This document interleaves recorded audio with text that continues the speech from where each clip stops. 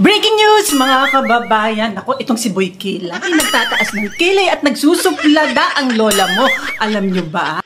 Itong si Escudero, si Boy Kilay mga kababayan, siya pala ang utak o nasa likod nitong maanumalyang budget 2025. Nako, talagang Boy Kilay ang dating mo. Hoy, hindi ito galing sa puting pusa ko ha. Ayon mismo kay Saldico mga kababayan, si Escudero ang tinuturo niyang utak o nasa likod nitong maanumalyang budget ng 2025. Nako, laglagan na itong saya nito mga kababayan.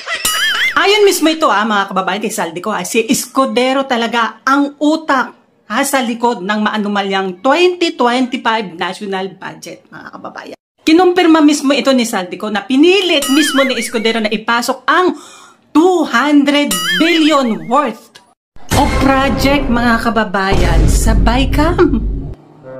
Ito pa ang malala dito mga kababayan. Aba, nagbabantapak ang lola mo na si Escudero mga kababayan niya di-delay niya ang budget yung hindi maipapasok ang 200 billion mga kababayan sa insertion. Nako, dagdag pa ni Saldico mga kababayan si Escudero talaga ang rason kung bakit sobrang lala ng korupsyon sa 2025 national budget mga kababayan. Kayo mga kababayan, anong opinion nyo dito?